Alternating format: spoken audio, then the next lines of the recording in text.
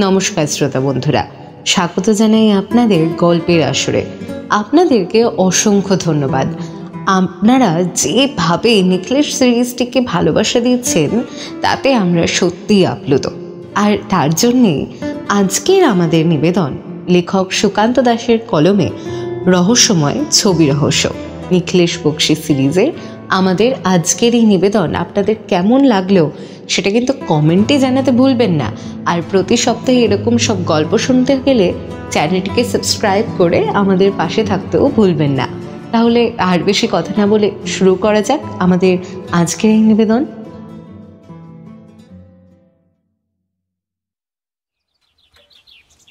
নিখিলেশ আর আমি বসে রয়েছি নিখিলেশের অফিস ঘরে। নিখিলেশ আসলে এই ঘরটাকে নিজের অফিস ঘর বলে, কারণ মক্কেল এলে এবং এই ঘরে বসে এমনকি কেসের ব্যাপারে বিভিন্ন আলাপ আলোচনা সমস্ত কিছু এই ঘরেই হয়। সম্প্রতি বইয়ের দোকান নিয়ে আমি ব্যস্ত থাকার জন্য নিখিলেশের সাথে খুব বেশি কথাবার্তা চলছিল না। তবুও যখন সময় পাচ্ছিলাম তখন বসে পড়ছিলাম নিখিলেশের সাথে। তেমনি যেমন আজ সকালে নিখিলেশের সাথে বসেছি। আসলে আজ রবিবার কলেজ স্ট্রিট আসলে বন্ধ থাকে, তাই আজকের দিনে আমায় দোকানের কাজ বন্ধ রাখতে হয়েছে। বাড়িতে বসে সকালে চায়ের কাপ হাতে তুলে নিয়েছি, এমন সময় পতিরাম এসে জানালো নিখিলেশ আমায় তার ঘরে ডেকেছে। নিখিলেশ জানতো আমি আজ বাড়িতেই থাকবো, সেই কারণেই বোধহয় আমায় ডেকে পাঠিয়েছে। তাই আমিও চা শেষ করে নিখিলেশের ঘরে গিয়ে দেখলাম সে চুপ করে বসে রয়েছে। তার হাতে একটা পেন, সেই পেনটা ঠিক সিগারেটের মতো হাতের কাছে ধরে রয়েছে। নিখিলেশ সিগারেট খাওয়া অনেক দিন হলো ছেড়েছে, কারণ বৌঠানের তা পছন্দ নয়। তবে সিগারেটের মতো করে পেনটা ধরা রয়েছে দেখে আমি ঘরে ঢুকতে ঢুকতে বললাম, কি ব্যাপার ভায়া, আবার সিগারেট খাওয়া ধরলে নাকি নতুন করে? নিখিলেশ আমার দিকে না তাকিয়ে উত্তর দিল, কেন বলো তো? ও আচ্ছা আচ্ছা, আরে না না, তেমন কোনো ব্যাপার না। তুমি আজ বেরোবে না? আজ তো রবিবার, আর তাছাড়া আজ কাজ বন্ধ রয়েছে, তাই আজ আর বেরোনো হবে না। তোমার দোকানের কাজ কত দূর? এই তো প্রায় শেষের দিকেই হয়ে এসেছে, আর দিন কয়েকের মধ্যেই কাজ শেষ হয়ে যাবে। তারপরে আবার নতুন করে বইপত্র দোকানের জন্য তুলতে হবে। আজ আমার একটা জায়গায় বেরোনোর রয়েছে অমরজিৎ, তুমি কি আমার সঙ্গে বেরোতে পারবে? কোনো নতুন কেস নাকি নিখিলেশ? অমরজিৎ, নতুন একটা কেস হাতে এসেছে, তবে কেসটা হাতে নেব কি না সেটা এখনো পর্যন্ত ঠিক করে উঠতে পারিনি। আসলে একটা ছবি চুরি হয়েছে, ছবি চুরি রহস্য। সে ব্যাপারে এক ভদ্রলোক কাল রাতে আমায় টেলিফোন করে জানিয়েছিলেন, তবে তার মুখের সমস্তটা শুনে কেসটার ব্যাপারে আর কি আমি হ্যাঁ কিংবা না কিছুই বলিনি। আজ একবার তার বাড়িতে গিয়ে সমস্যাটা দেখব, তাই তোমায় বলছিলাম চলো তাহলে আমার সাথে বেরিয়ে ওই ভদ্রলোকের বাড়িতে যাই। তোমার ছুটির দিনটা ভালো কাটবে, আর ব্যাপারটা দেখে আসাও হবে, কি বলো? আমি যতদূর জানতাম যে নিখিলেশের হাতে এই মুহূর্তে কোনো কেস নেই, তাই একটা নতুন কেস যখন জট পাকাতে শুরু করেছে তখন সেই ব্যাপারটা প্রথম থেকে জেনে রাখাই ভালো। তাই আমি আর নিখিলেশকে না করলাম না। একটু পরেই পোশাক বদলে নিয়ে আমি আর নিখিলেশ বেরিয়ে পড়লাম সেই ভদ্রলোকের বাড়ির উদ্দেশ্যে।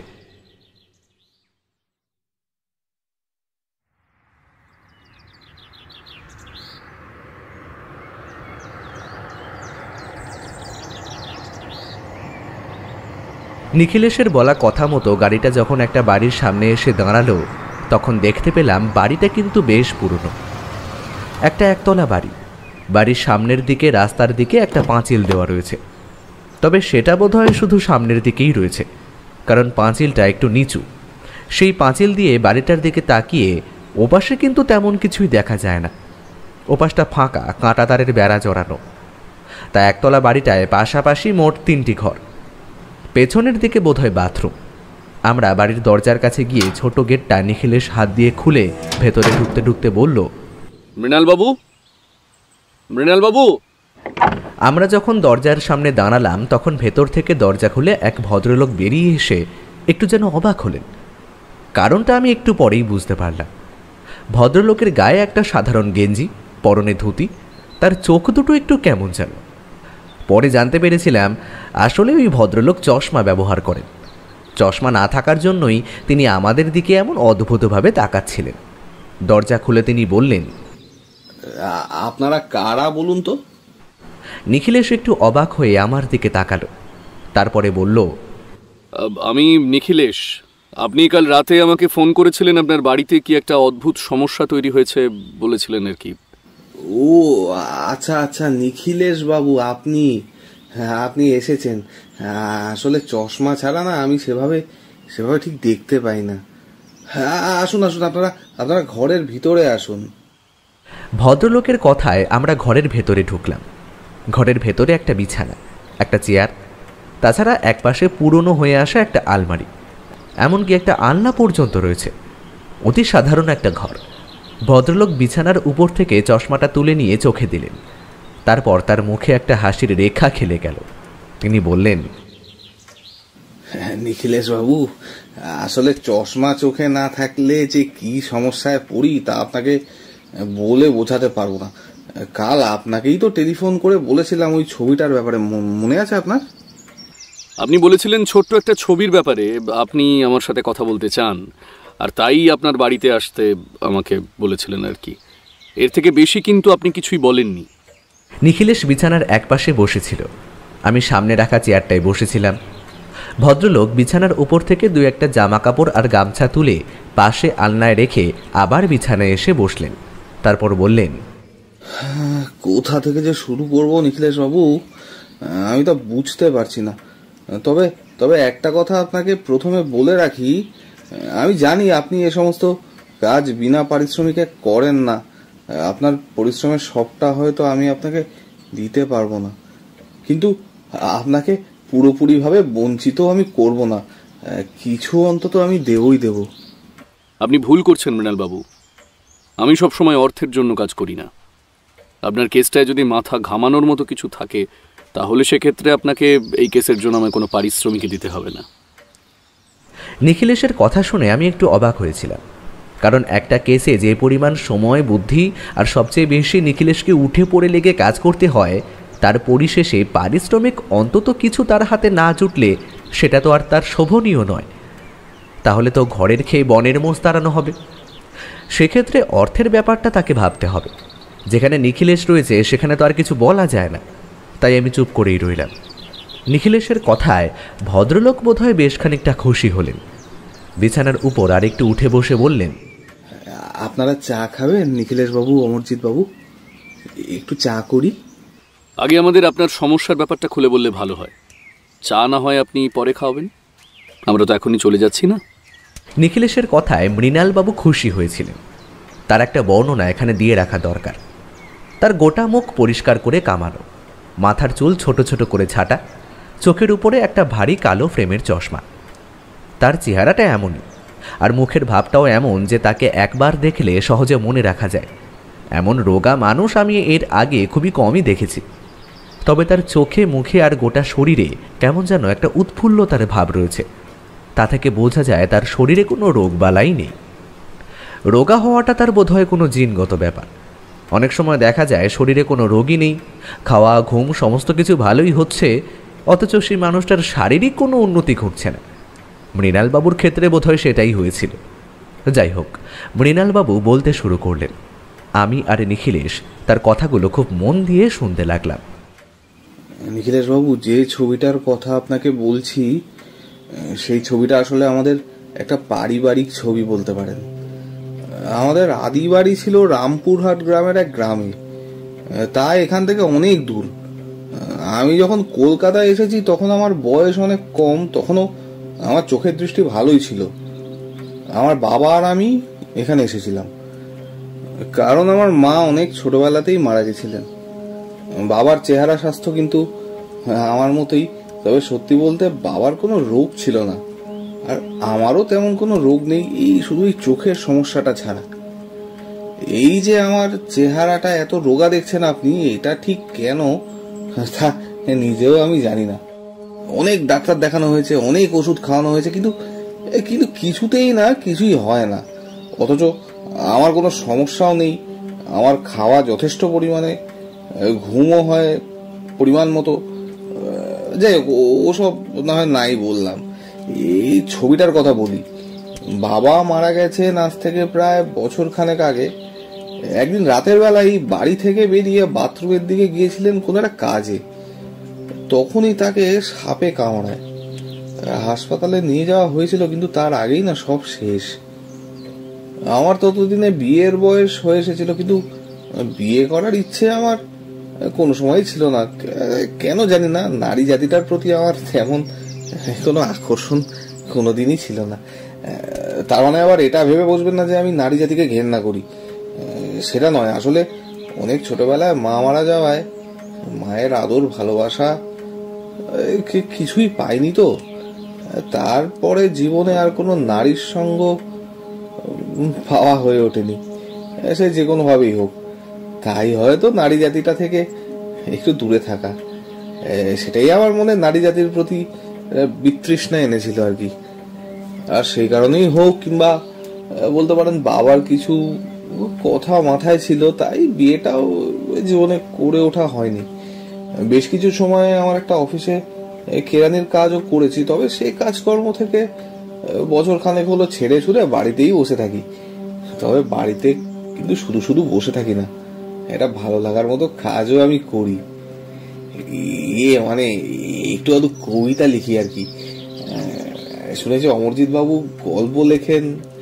তা অমরজিৎ বাবু বোধহয় আমার নাম শুনেও থাকতে পারেন। আমার পুরো নাম আসলে মৃণাল বন্দ্যোপাধ্যায়। ভদ্রলোক হাসি মুখে আমার দিকে তাকাতেই আমি চমকে উঠলাম। মৃণাল বন্দ্যোপাধ্যায়ের লেখা বেশ কিছু কবিতার বই আমি যে প্রকাশকের কাছে আমার রহস্য উপন্যাস ছাপাতে দিই সেইখান থেকেই বের হয়। তবে তার কবিতা আমার বেশ ভালো লাগে। তার ব্যাপারে অনেক খোঁজখবর করার চেষ্টা করেছি, কিন্তু প্রকাশক বলেছিলেন ওই ভদ্রলোক নিজের পরিচয় গোপন রাখতেই ভালোবাসে। ভদ্রলোক থামতেই নিখিলেশ বলে উঠল, ক্ষমা করবেন মৃণালবাবু, বইপত্র আমার খুব একটা পড়া হয় না। কোনো সময় কেসের কারণে যদিও বিভিন্ন ধরনের তথ্য আমায় ঘাঁটতে হয়, তবে গল্প কবিতা পড়ার অবসর আমার খুব একটা হয় না। তা তো হবেই নিখিলেশ বাবু, আসলে যার যে কাজ সেই কাজের বাইরে তো আর কিছু করবে না। আমি যেমন সারাদিন বইপত্র নিয়েই থাকি, তাই বইপত্র থেকে যে টাকা আমার হাতে আসে তাতে আমার দিন কোন রকমে চলে যায়। বুঝতেই পারছেন আমি খুব একটা আর্থিকভাবে সচ্ছল মানুষ নই। তবে একা হাতে আর কবিতা লিখে আমার জীবন একরকম ভালোভাবেই চলে যাচ্ছিল। তবে তার মধ্যে না বাদ সাধলো এই ছবিটা নিয়ে আপনি ঠিক কেমন সমস্যায় পড়েছেন সেটা খুলে না বললে তো কিছু বোঝা সম্ভব নয়। ছবিটা আমার দেশের বাড়িতে ছিল। আসলে আমার বাবার এক ভাই রয়েছেন, বাবাও মারা যাওয়ার সময় তারা এসেছিল, আমায় বারবার গ্রামে ফিরে যেতে বলেছিল, কিন্তু আমি যাইনি। সম্প্রতি বছর খানেক আগে সেই কাকাও মারা যায়, এবং মারা যাওয়ার সময় জমি জমা সম্পর্কে সমস্ত কিছুই ভাগ হয় যা ছিল। তখন আমায় ওরা টেলিফোন করে ডেকেছিল, কিছু সম্পত্তি আমার ভাগেও এসেছিল। তবে আমার সেই সব সম্পত্তি নিয়ে কোনো মাথা ব্যথা ছিল না, তাই কিছুই আমি নিতে চাইনি। সেই সম্পত্তি আমি বিক্রি করে দিই কিছুটা, আর কিছুটা আমার সেই কাকার ছেলে অর্থাৎ ভাইকে এমনিতেই দিয়ে দিই। আমি একা মানুষ, আমার হাতে যে খানিকটা অর্থ এসেছিল তাতে আমার বেশ ভালোভাবেই চলে যেত, আর তাই আর কথা বাড়ায়নি। তবে আমার বাবার প্রিয় একটা ছবি ছিল সে বাড়িতে, ওটা আমি ওখান থেকে নিয়ে আসি। ছবি নিয়ে আসার পর একবার ছবিটার বিষয়ে আমার বইয়ের প্রকাশকদের সাথে, এমনকি আমার চেনা জানা আরো অনেকের সঙ্গে কথাবার্তা বলি। তারা ছবিটা দেখে বলেন যে এই ছবিটার দাম নাকি অনেক, ছবিটা বেশ পুরনো।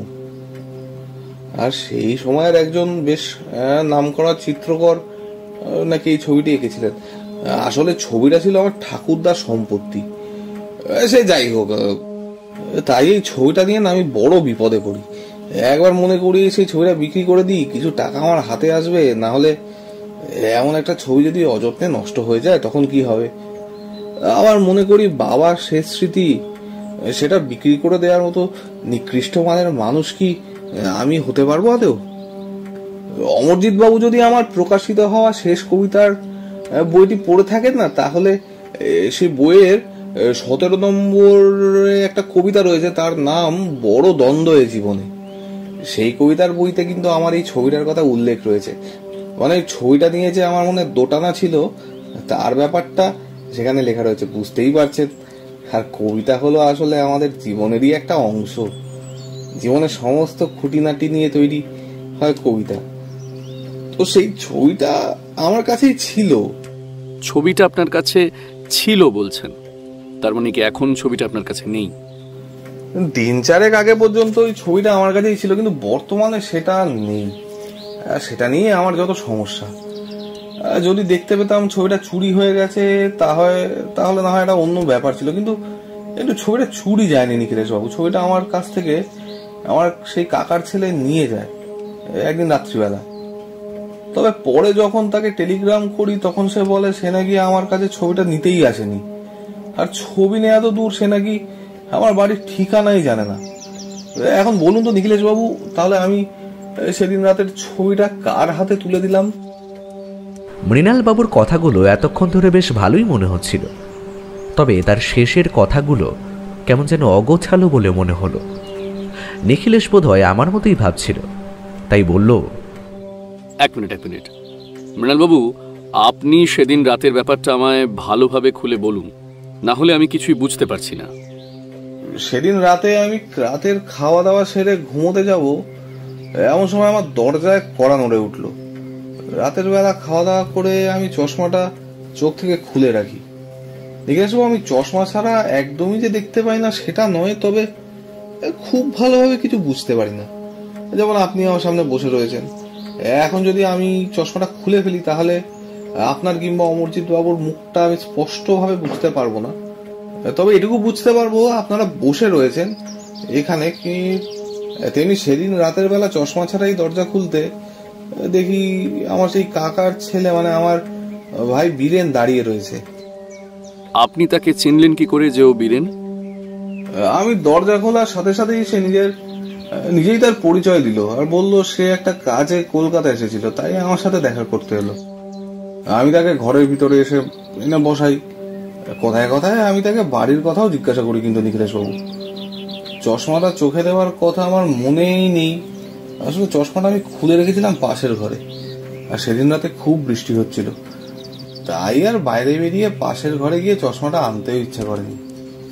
বীরেনের সাথে কিছুক্ষণ কথা বলার পর সে একটা পর্যায়ে বলল ছবিটা দেখি তার কি একটা কারণে হঠাৎ প্রয়োজন পড়েছে। আসলে তার স্ত্রী নাকি এমন একটা ইচ্ছে প্রকাশ করেছে যে ছবিটা তার বাড়িতে থাকুক।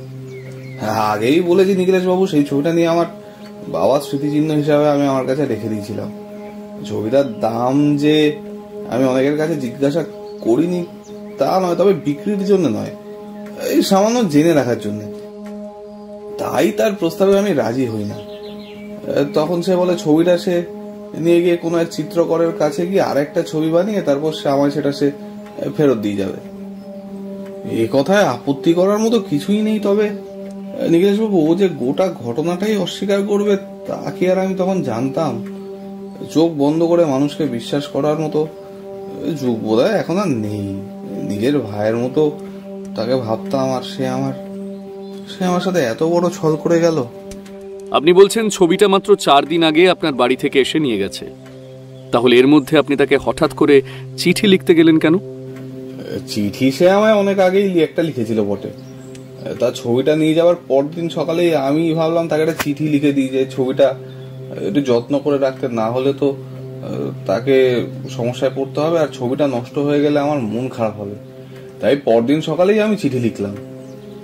চিঠি গিয়ে পৌঁছালো একদিন পরে। চিঠি পেয়ে সে আমায় টেলিফোন করে। গ্রামে টেলিফোন নেই, টেলিফোন করতে গেলে যেতে হয় সদরে। আসলে তার ওখান থেকে আসার সময় আমি তার পাশের বাড়ির ভদ্রলোকের টেলিফোন নাম্বার আমারটা দিয়ে এসেছিলাম। কাল রাতে আমি যখন আপনাকে টেলিফোন করি তখন ওই ভদ্রলোকের কাছ থেকেই টেলিফোন করেছিলাম। এমনকি মাঝে মাঝে এখানে ওখানে কথা বলতে হলে ওনার টেলিফোন থেকেই কথা বলি। টেলিফোন করে বীরেন আমায় জানালো তার ছবি আমার কাছে আসবে কি করে। আমি তো সেই ছবি গ্রাম থেকে কবেই শহরে নিয়ে চলে এসেছি। তখন আমি তাকে রাত্রের কথা বললাম, সে অবাক হয়ে গেল আমার কথা শুনে। সে আমার বাড়িতে তো অনেক দূর, কলকাতাতেই কখনো আসেনি, আর কলকাতাতে তার কাজই বা কি থাকবে। আমি তাকে এই টেলিফোন নাম্বারটা দিয়ে এসেছিলাম, তবে আমার বাড়ির ঠিকানাটা তাকে বলে আসা হয়নি, সে কথা কিন্তু সত্যি। আমার তখন হঠাৎ করে মনে পড়লো, আরে তাই তো, আমি তো বীরেনকে আমার বাড়ির ঠিকানা দিয়ে আসিনি। তাহলে কি আমার মনের ভুলে কখনো তার বাড়ির কাউকে বলেছিলাম আর সেখান থেকে বীরেন জানতে পেরেছে? কিন্তু কিন্তু নিখিলেশ বাবু সে যদি ছবিটা নিয়ে গিয়েই থাকে তাহলে আমার মিথ্যে কেন বলবে? সে কি তাহলে ছবিটা বিক্রি করে বেশ কিছু টাকা উপার্জন করতে পারবে, সেই লোভেই কাজটা করেছে? গ্রামের মানুষ নিখিলেশ বাবু এত কঠিন মনের হতে পারে তা আমি কিন্তু জানতাম না। আমার বেশ খানিকটা রাগ করেই টেলিফোনটা কেটে দিয়েছিলাম সেদিন। তারপরে বীরেন্দু একবার আমাকে টেলিফোন করেছিল, কিন্তু সে টেলিফোন আমি আর ধরিনি। সেদিন রাতেই আপনাকে টেলিফোন করে আমার কাছে ডাকলাম। এখন আপনি বলুন নিখিলেশ বাবু, সেই ছবি না হয় আমার গেল, কিন্তু বীরেন সত্যি বলছে নাকি মিথ্যে বলছে? সেদিন রাতে যদি সে আমার বাড়িতে না আসে তাহলে আমার বাড়িতে কে এলো? আর ওই ছবিটা তাকে বিক্রি করতে গেলে শহরে আসতে হবে। গ্রামের দিকে এসব ছবির কদর খুব একটা মানুষ বোঝে না। ভদ্রলোকের এমন একটা অদ্ভুত সমস্যার কথা শুনে আমি আর নিখিলেশ দুজনে নিরুত্তর হয়ে বেশ কিছুক্ষণ বসেছিলাম।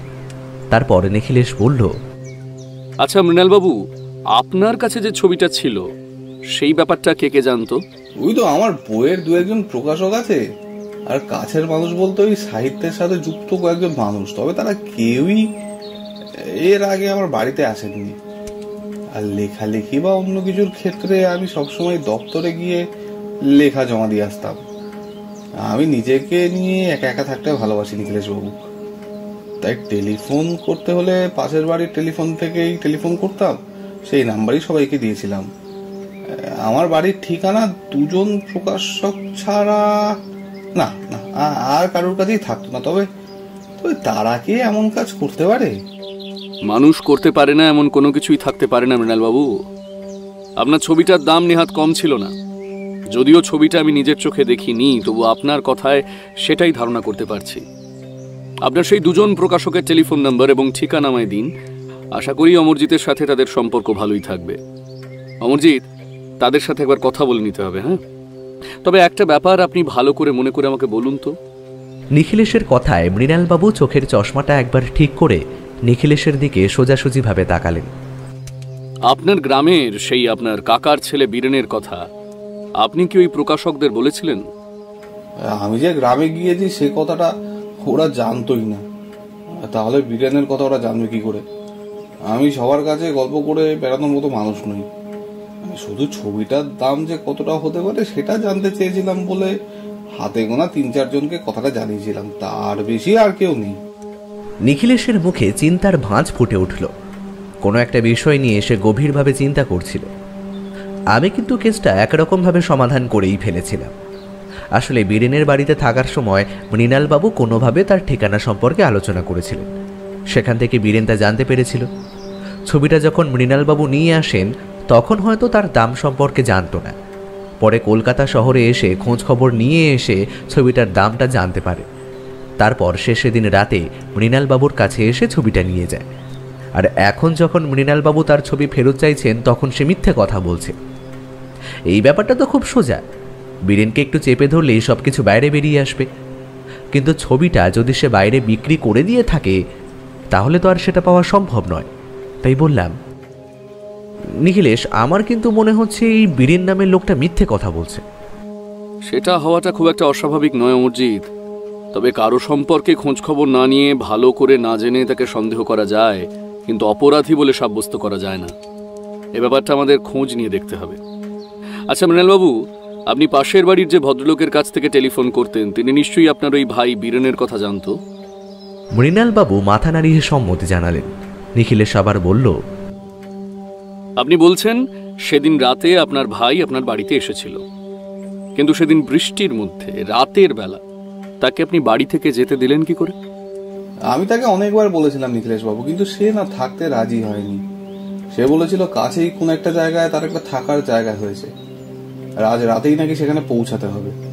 কাল সকালে সে আবার গ্রামের উদ্দেশ্যে রওনা হবে। তাই আমি আর তাকে জোর করিনি। নিখিলেশ কিছু যেন একটা চিন্তা করতে লাগলো। তারপর হঠাৎ করে বলল, পাশের বাড়ির টেলিফোন নাম্বারটা আমায় দিন। সেটাতে টেলিফোন করলে নিশ্চয়ই আপনাকে পাওয়া যাবে।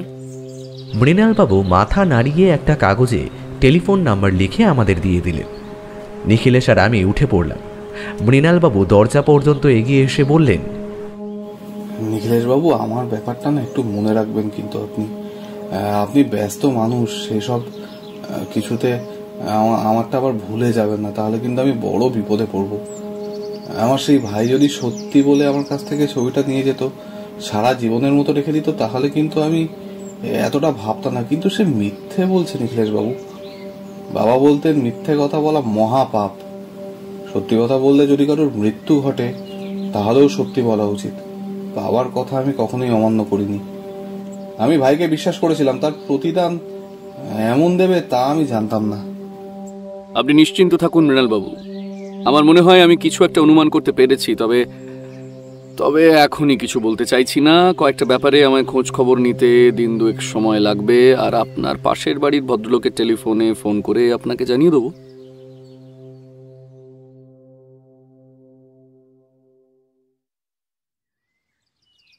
নিখিলেশ আর আমি বাড়ি ফিরে এলাম। পথে নিখিলেশ কোনো একটা ব্যাপার নিয়ে বেশ চিন্তায় রইল। তবে আমি কিন্তু এই কেসটায় কোনো চিন্তার বিষয় খুঁজে পাচ্ছিলাম না। যদি ধরে নেওয়া যায় বীরেন নামের লোকটা মিথ্যে কথা বলছে, তাহলে তো কেসটা অতি সহজ। তবে এমন একটা ব্যাপারের জন্য মৃণালবাবু আমাদের ডেকে পাঠালেন কেন সেটাই বুঝতে পারছিলাম না। তাহলে কি নিখিলেশের মতো তিনিও মনে মনে বিশ্বাস করেন যে কাজটা বীরেন করেনি? আর এই ব্যাপারে সবথেকে বড় একটা সমস্যা হলো, মৃণালবাবু যখন বীরেনকে তার ঘরে এনে বসিয়েছিলেন তখন তার চোখে চশমা ছিল না। হঠাৎ করেই বিদ্যুৎ চমকের মতো আমার একটা কথা মনে পড়ে যেতেই আমি নিখিলেশকে বললাম, আচ্ছা নিখিলেশ, ছবিটা না হয় বেশ দামি সেটা বুঝতে পারলাম, তাহলে ছবিটা তো বেশ বড় সড়ো হবে। ওই বৃষ্টির মধ্যে সেটা নিয়ে বেশি দূরে যাওয়া তো সঠিক কাজ নয়। তাহলে বীরেন কেন রাতের বেলা ওই বৃষ্টির মধ্যে ওটাকে নিয়ে বেরিয়ে পড়ল? নিখিলেশ আমার কথার উত্তর না দিয়ে বরং একটা পাল্টা প্রশ্ন করল। মৃণালবাবুর যে অর্থ চিন্তা নেই সে ব্যাপারটাই নিশ্চিত। তিনি জমি জমা বিক্রি করে বেশ খানিকটা টাকা পেয়েছেন। তাছাড়া আমার থেকে তুমি ভালো জানবে যে মৃণালবাবুর কবি হিসেবে যে নাম রয়েছে, আর তার থেকে অল্প স্বল্প বছরে তিনি টাকা পেলেও তার চলে যাওয়ার কথা। তাহলে কে মিথ্যে বলছে, বীরেনবাবু না মৃণালবাবু না অন্য কেউ? তুমি আবার মৃণালবাবুকে সন্দেহ করছো কেন? নিখিলেশ একটা রহস্যময় হাসি হেসে আমার দিকে তাকিয়ে বলল, মৃণালবাবুকে একটু বেশি ভালো মানুষ বলে মনে হলো না? এত লুকোনো কথা তিনি অতি সহজে আমাদের বলে দিলেন। অথচ ভদ্রলোক বললেন তিনি নাকি মানুষের সঙ্গে খুব একটা মেশেন না, তার বাড়ি ঠিকানা কাউকে দেন না যাতে কেউ বিরক্ত করতে না পারে। তুমি একবার মৃণালবাবুর ব্যাপারে তোমার প্রকাশকের কাছে খোঁজ নিয়ে দেখো তো। বাড়ি ফিরে এসে নিখিলেশ নিজের কাজ করতে লাগলো। আমি টেলিফোন তুলে সেই দুজন প্রকাশকের কাছে খোঁজ নিলাম যাদের নাম্বার মৃণালবাবু দিয়েছিলেন।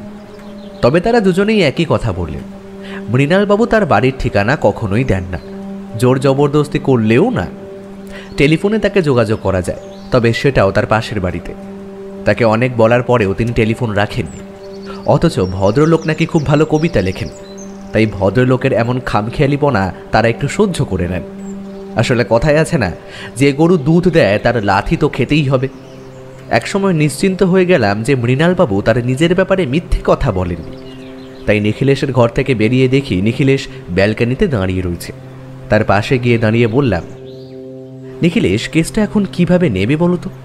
মানে এর পরে আমাদের কাজ কি হবে? কেসটা অতি সহজ অমরজিৎ। আমরা কেসটাকে একটু গভীর করে ভাবছিলাম, তাই সমস্যা হচ্ছিল।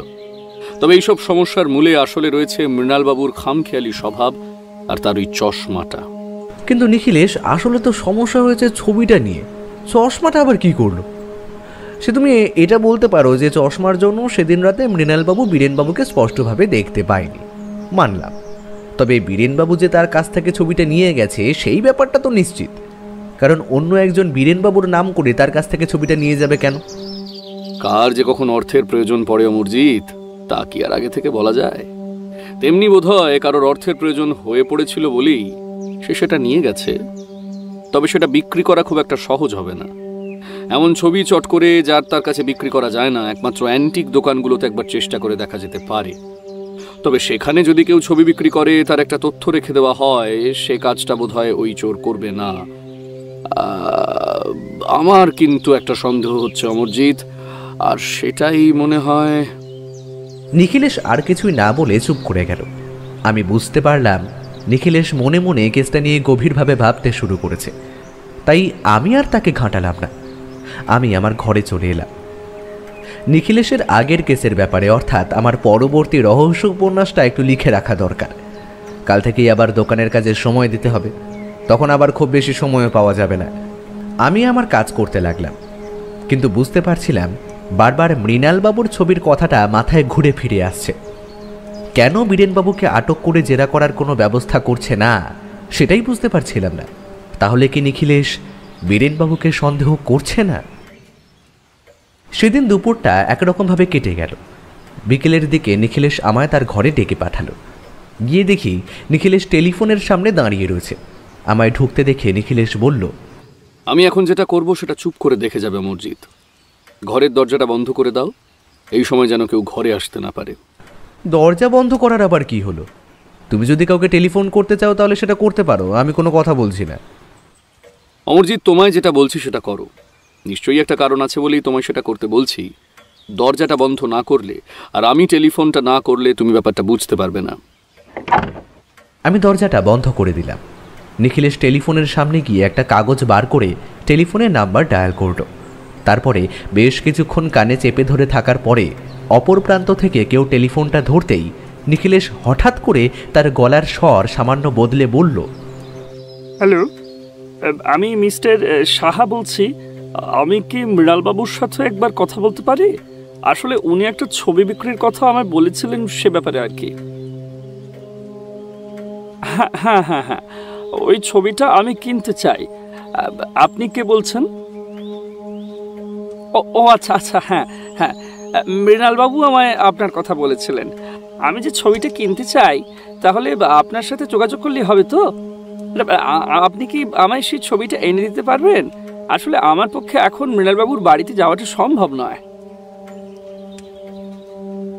আপনাকে কোথায় আসতে হবে সেটা আমি আপনাকে বলে দেবো। আপনি সঙ্গে করে ছবিটা নিয়ে আসবেন। হ্যাঁ, আমি টাকা রেডি রাখবো। নিখিলেশ আরও কিছু বলতে যাচ্ছিল, ঠিক তখনই ঘরের দরজায় টোকা পড়ল, আর বৌঠান ঘরের বাইরে থেকে একটু জোরের সাথেই বলল, ঠাকুরপো, ঠাকুরপো, দরজা বন্ধ করেছো কেন? একটু দরজাটা খোলো। হঠাৎ করেই বুঝতে পারলাম নিখিলেশের মুখটা কেমন যেন হয়ে গেল।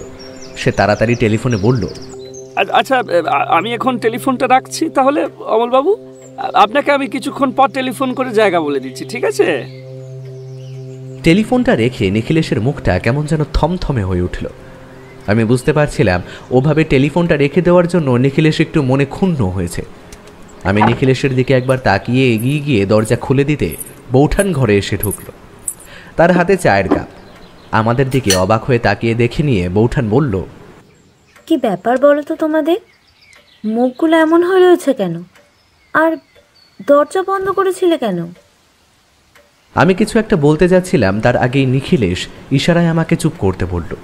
তারপর বলল, আসলে একটা জরুরি টেলিফোন করতে হয়েছিল, আর সেই সময় অন্য কারোর শব্দ টেলিফোনের অপর প্রান্তের ভদ্রলোক শুনতে পান, সেটা আমি চাইছিলাম না, তাই দরজা বন্ধ করেছিলাম। আর ঠিক তখনই তোমায় আসতে হলো। আমি বুঝতে পারছিলাম যে বৌঠান এক্ষুনি কিছু একটা বলে বসবে, তাই আমি নিজেই সামাল দেওয়ার জন্য বললাম, আসলে বৌঠান ওই একটা কেসের ব্যাপারে, তবে এখন ব্যাপারটা মিটে গেছে। বলেই চায়ের কাপে একটা লম্বা চুমুক দিলাম। বৌঠান আমাদের দিকে কিছুক্ষণ তাকিয়ে থেকে তারপর গটগট করে দরজা দিয়ে বাইরে চলে গেল। বৌঠান চলে যেতে নিখিলেশ বলে উঠল, পাখি ফাঁদে পড়েছে অমরজিৎ, এখনই একবার দাসবাবুকে টেলিফোন করতে হবে। নিখিলেশ উঠে গিয়ে দাসবাবুকে টেলিফোন করে বোধহয় কোনো একটা বাড়িতে তল্লাশি করে দেখার কথা বলল। আমি বুঝতে পারছিলাম না ঠিক কোন বাড়িতে তল্লাশি করার কথা নিখিলেশ বলল, তবে মৃণালবাবুর সাথে সম্পর্ক আছে এমন কারোর সাথে নিখিলেশ কথা বলছিল। তাহলে কি সেই ভদ্রলোক? সেদিন রাতেই খবরটা পাওয়া গেল, মৃণালবাবুর সেই ছবি উদ্ধার করা গেছে। মৃণালবাবু বেশ খুশি হয়েছে। আমাদের বাড়িতে এসে নিখিলেশের প্রাপ্যটুকু তিনি দিয়ে যাবেন, তার সঙ্গে ধন্যবাদ বলে যাবেন। সেটা তিনি থানায় বসেই আমাদের জানিয়েছিলেন। মুখটা দেখে মনে হচ্ছিল সে বেশ খুশি খুশি। আসলে গোটা একটা দিনের মধ্যেই সে একটা কেস সমাধান করে ফেলেছিল, সেই ব্যাপারটা তো একটু খুশি থাকারই কথা। নিখিলেশকে আমি একবার বললাম, আচ্ছা নিখিলেশ, তুমি কিভাবে সন্দেহ করলে বলো তো যে ওই ভদ্রলোক মানে অমলবাবুই ছবিটা সরিয়েছেন। ব্যাপারটা তো আমি ঠিক কিছুই বুঝতে পারলাম না। তাহলে সেদিন রাতে কি বীরেনবাবুর বদলে অমলবাবু গিয়েছিলেন মৃণালবাবুর বাড়িতে? আন্দাজটা ঠিকই করতে পেরেছিল অমরজিৎ, তবে কয়েকটা ব্যাপারে আমার খটকা জেগেছিল। সেই ব্যাপারগুলোর জন্যই আমি সন্দেহটা করেছিলাম। তবে এখন নয়, কাল সকালে মৃণালবাবু আমাদের বাড়িতে আসবেন, তখন না হয় তার সামনে বসেই কথাগুলো বলা যাবে। না হলে তোমায় এখন বললে আবার কাল মৃণালবাবুকে বলতে হবে। একটা গোটা রাত আমি অপেক্ষা করতে লাগলাম নিখিলেশ ঠিক কোন কোন খটকাগুলোর ভিত্তিতে এই গোটা কেস একদিনের মধ্যেই সমাধান করে ফেলল সেটা জানার জন্য। কথা মতো পরদিন সকালে মৃণালবাবু আমাদের বাড়িতে এসে পৌঁছলেন। তার পরনে সেই আগের মতোই সাধারণ ধুতি, তবে গায়ে সাদা গেঞ্জির উপর দিয়ে একটা পাঞ্জাবি চাপিয়েছে। তার হাতে একটা হাউস মার্কা ছাতা। এমন ছাতা এখন আর খুব সহজে দেখা যায় না। ছাতাটার কালো কাপড় বেশ বড়। পতিরাম যখন এসে বলল একজন এসেছেন, তখন আমরা নিশ্চিত হয়ে গেলাম যে মৃণালবাবু এসেছে। তাই তাকে আসতে বলতেই ভদ্রলোক ঘরে ঢুকে সামনের চেয়ারে বসে আমাদের নমস্কার করলেন। আমরাও প্রতি নমস্কার করলাম। ভদ্রলোকের মুখে এখন হাসি। তিনি চোখের চশমাটা একটু ঠিক করে নিয়ে বললেন, নিখিলেশবাবু, ছবিটা ফিরে পেয়ে আমি কি খুশি হয়েছি আপনাকে তা বোঝাতে পারবো না। আমি আজ সকালেই আমার ভাই বিটেনের নামে একটা টেলিগ্রাম ছেড়ে দিয়েছি, আর তাকে রাগের মাথায় কি না কি বলে এসেছি। সে বোধহয় আমার উপর খুব রাগ করে আছে। কতটা আঘাত বুঝলেন তো নিখিলেশবাবু? সে বড় আঘাত, সে আঘাত কখনো শুকিয়ে যায় না। সে আমার কথায় বড়ই ব্যথা পেয়েছে নিখিলেশবাবু। তার কাছে আমি কি করে মুখ দেখাবো আমি তো ভেবেই পাচ্ছি না। আমার মনে হয় শুধু টেলিগ্রামে কাজ হবে না। আপনি একদিন সময় বের করে গ্রামের বাড়িতে যান, তারপর তাকে সমস্ত ব্যাপারটা একটু খুলে বলুন। আশা করি আপনি যখন তাকে এতটা ভালোবাসেন, স্নেহ করেন, তাহলে সে নিশ্চয়ই আপনার ভালোবাসার মর্যাদা রাখবে। আপনার কাছে সমস্তটা শুনে এসে বুঝতে পারবে আপনি ঠিক কী কারণে তার উপর রাগ করেছিলেন। সে তো করবই নিখিলেশবাবু। তবে তবে তবে আপনার হঠাৎ করে অমলবাবুকে সন্দেহ কেন হলো বলুন তো? আপনার কথা শুনে মনে মনে আমার কয়েকটা খটকা লেগেছিল। সেই খটকাগুলো বাড়িতে এসে ভাবতে ভাবতেই ব্যাপারটা আমি হঠাৎ করেই জলের মতো পরিষ্কার বুঝতে পারি। আপনি বলেছিলেন আপনি ছবিটার ব্যাপারে হাতে গোনা কয়েকজনকে বলেছেন। তারা সবাই আপনাকে ছবিটার দামের কথা জানিয়েছে, তবে তাদের কাউকেই আপনি আপনার ভাই বীরেনের কথা বলেননি। সে ব্যাপারে আপনি নিশ্চিত? এদিকে আপনার ভাইকে আপনি কলকাতার ঠিকানার কথা বলে আসেননি, তবে এ ব্যাপারে আপনি সামান্য ভুল করেছেন। আপনি কিন্তু বলেছেন আপনি চিঠি পাঠিয়েছিলেন আপনার ভাইকে এবং আপনার ভাই আপনাকে চিঠি পাঠিয়েছে।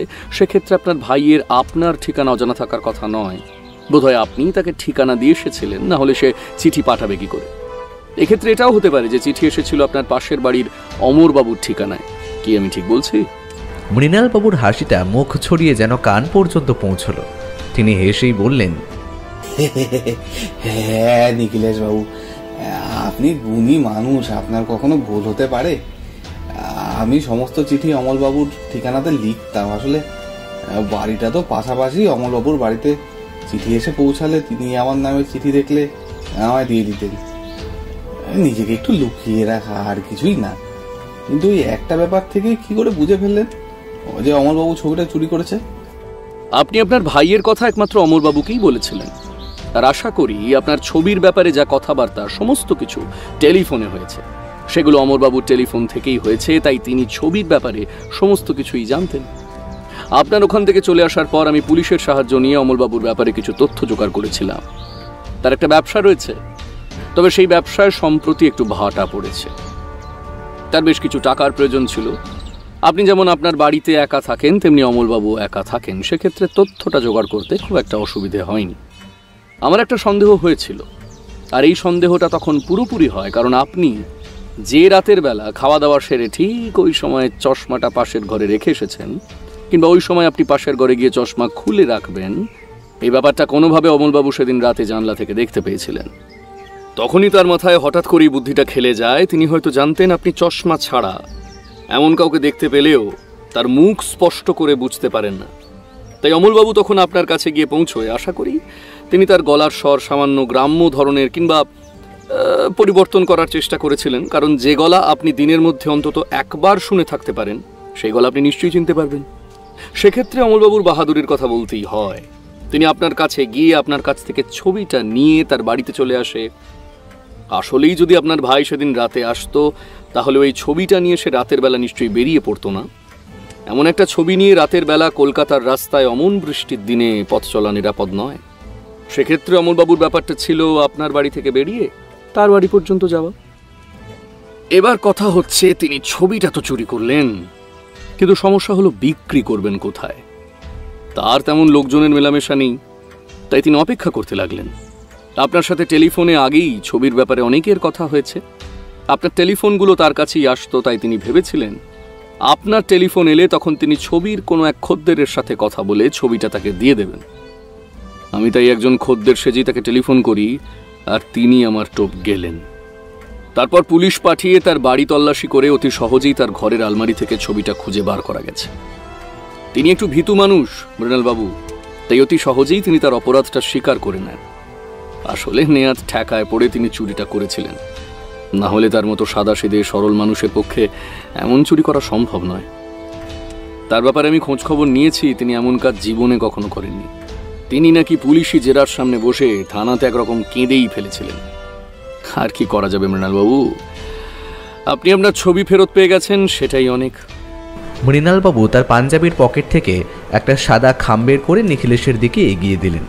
তারপরে বললেন, আপনাকে নিরাশ করবো না বলেছিলাম, তাই এতে সামান্য কিছু অর্থ রয়েছে, তবে তার সাথে আপনার জন্য একটা উপহার এনেছি। কিন্তু কথাটা বলেই মৃণালবাবু তার কাঁধে ঝোলানো কাপড়ের ব্যাগ থেকে একটা বই বার করে টেবিলের উপরে রাখলেন। আমি তাকিয়ে দেখলাম বইয়ের মলাটের উপরে লেখা রয়েছে মৃণালবাবুর নিজের নাম। তিনি বললেন, এটা আমার প্রথম লেখা কবিতার বই নিখিলেশবাবু, এটা আমি আপনাকে উপহার হিসাবে দিতে চাই। নিখিলেশ অতি যত্নে বইটা তুলে টেবিলের একপাশে রেখে মৃণালবাবুকে ধন্যবাদ জানাতে মৃণালবাবু উঠে পড়লেন। তারপর আমাদের বারবার ধন্যবাদ জানিয়ে ঘর থেকে বেরিয়ে গেলেন। আমি নিখিলেশের পাশ থেকে বইটা তুলে নিলাম। তারপর দুটো পাতা উল্টে দেখতে পেলাম একটা সাদা পাতার উপরে মৃণালবাবু নিজের হাতে স্বাক্ষর করা, আর তার ওপরে লেখা রয়েছে 4টি লাইন। সত্যান্বেষী নিখিলেশ তুমি, অপরাধীকে বারবার মানাও হার, তোমার বুদ্ধি তোমার ক্ষমতায় তুমি সেরা, জয়গান হোক তোমার লক্ষ হাজার।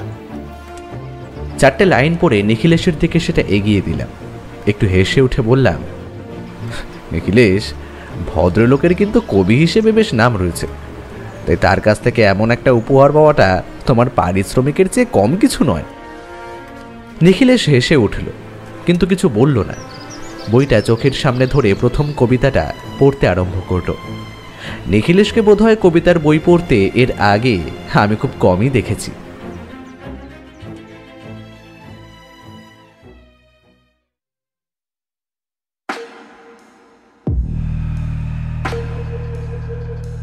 এতক্ষণ আপনারা শুনছিলেন লেখক সুকান্ত দাশের কলমে রহস্যময় ছবি রহস্য।